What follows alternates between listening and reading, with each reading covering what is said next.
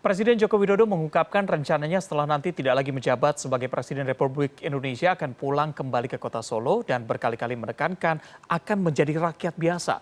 Melihat dua kekuatan yang masih dimiliki Jokowi saat ini yaitu sebagai Presiden Indonesia dan popularitas yang tinggi, akan kemana arah Jokowi usai tidak menjabat sebagai Presiden? Kita bahas malam ini bersama pakar politik UGM Mada Sukmajati. Pak Mada, selamat malam.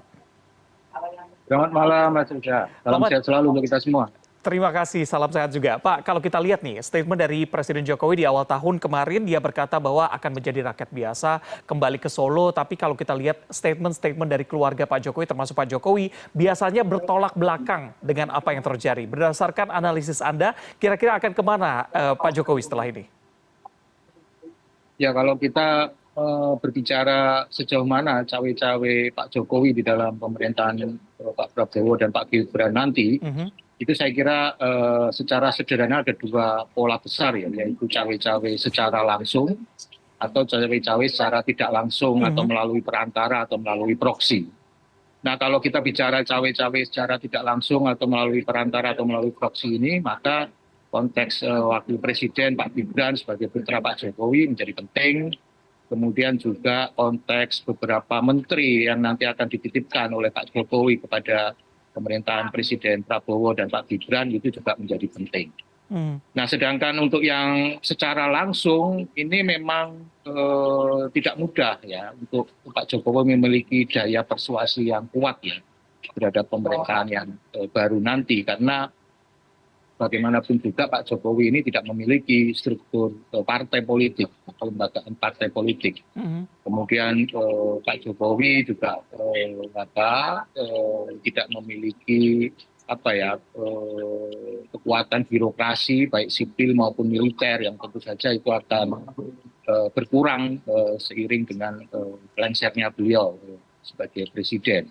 Sehingga ya memang menjadi penting sejauh mana untuk melihat dinamika bagaimana Pak Jokowi akan berusaha untuk mengelola lah partai-partai yang berada di dalam barisan pendukungnya, misalnya Golkar melalui munasnya nanti, melalui pergantian kepemimpinannya nanti. Mhm. Kemudian kalau PDI Perjuangan saya kira sudah hampir bisa dikatakan tidak mungkin. Untuk Gerindra kan juga hampir bisa dikatakan tidak mungkin karena ada Pak Prabowo di situ, sehingga mungkin yang bisa ya partai di luar itu, Mhm. Baik. salah satunya adalah Golkar dan mungkin juga PAN.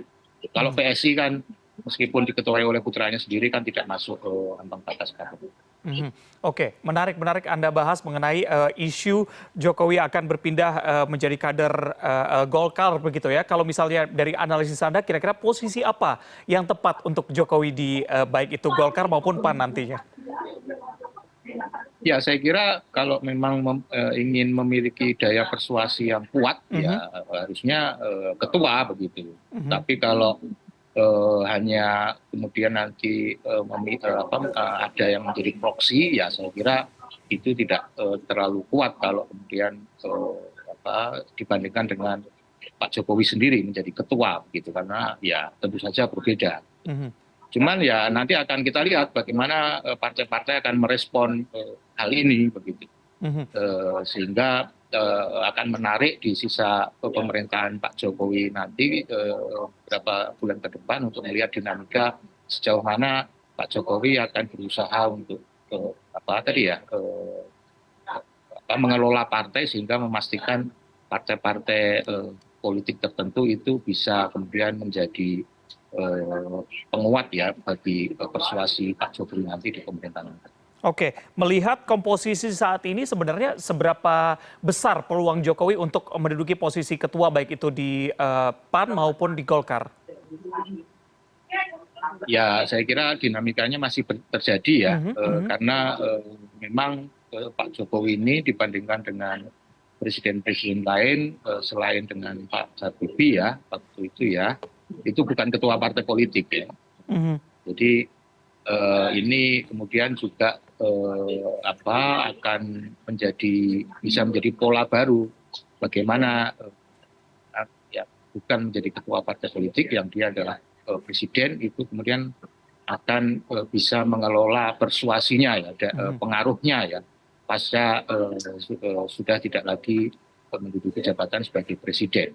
Nah ini kita akan melihat akrobatnya, manuvernya, karena memang ini relatif baru di dalam proses politik kita, presiden yang bukan ketua partai politik. Oke, Pak Mada, ini yang cukup menarik adalah tadi di awal Anda katakan ada dua kemungkinan. Apakah nanti Pak Jokowi akan cawe-cawe secara langsung maupun tidak langsung begitu. Seberapa besar kansnya Pak Jokowi nanti akan secara tidak langsung berperan dalam pemerintahan berikutnya? Ya, saya kira Presiden Prabowo terpilih ya, nanti akan dilantik. Presiden Prabowo itu juga tidak akan bersedia ada aktor atau pihak lain di atas presiden. Jadi presiden itu adalah penguasa tertinggi gitu. Jadi nggak bisa ada pihak lain yang lebih tinggi dari dia.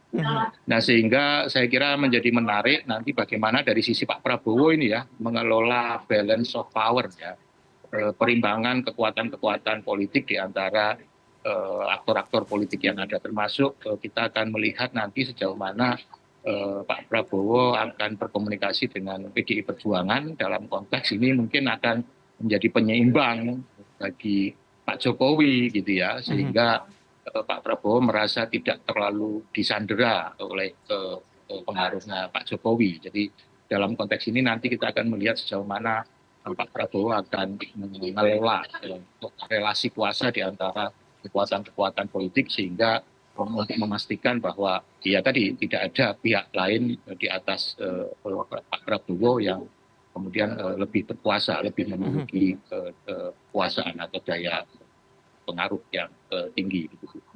Oke, Pak Mada, kalau kita mundur ke tahun 2009 lalu, ini ada terbentuk sekretaris gabungan, isu ini juga kembali merebak begitu ya, kembali dibahas dan menempatkan Jokowi sebagai ketua Setgab. Menurut Anda, apakah ini akan terjadi? Mohon maaf Pak Riza, SBY atau Jokowi waktu itu? Waktu itu 2009 Pak SBY, tapi isu ini kembali merebak begitu. Menurut Anda, apakah ini akan kembali terjadi pada 2024 ini? Iya, saya kira kalaupun itu dilakukan, daya pengaruhnya saya kira tetap tidak sebanding ya. Kalau tadi dibandingkan dengan menjadi ketua partai politik, karena proses politik kemudian bisa diikuti, bisa diintervensi, bisa dikelola secara langsung. Nah, jadi lembaga-lembaga yang mungkin di luar di luar negara, saya kira mungkin ada pengaruhnya, tapi tentu saja akan sangat lemah ya jika dibandingkan dengan lembaga-lembaga negara ya, misalnya tadi partai politik, parlemen, gitu ya, birokrasi, begitu baik sipil atau militer. Gitu. Nah, jadi ya saya kira, tapi kan saya juga melihat ya mungkin nanti call tinggi dulu ini tuntutannya Pak Jokowi ke Pak Prabowo, tapi mungkin kalau tidak bisa direspon semuanya, mungkin hanya beberapa saja agenda-agenda yang dianggap strategis ya oleh Pak Jokowi untuk kemudian bisa itu dalam manajemen Pak Gibran ya sebagai proksinya Pak Jokowi, diantaranya adalah IKN dan beberapa program strategis nasional. Saya kira mungkin ada beberapa hal yang memang kemudian tidak bisa diakomodasi oleh Prabowo, sehingga mungkin beberapa agenda mungkin akan diminta untuk Gibran sebagai wakil presiden untuk mengelola itu. Salah satunya adalah IKN, tapi beberapa program yang lain saya kira pasti akan dikelola secara mandiri.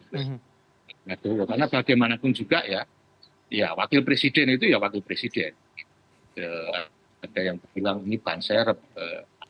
Jadi ya tidak bisa wakil presiden itu setara dengan presiden. Dan dalam sistem presidensial kita, baik dari sisi regulasi maupun praktek, memang sangat jarang sekali ya wakil presiden itu bisa tampil secara menonjol ya. Pak Yai Amin saya kira enggak, mungkin Yusuf Kala iya, tapi Pak Budiono mungkin enggak, kemudian apalagi kalau dibandingkan dengan Orde Baru dulu, Baik. yang memang wakil presiden itu memang menjadi orang nomor 2, dia tidak bisa kemudian menggantikan sebagai Mm-mm.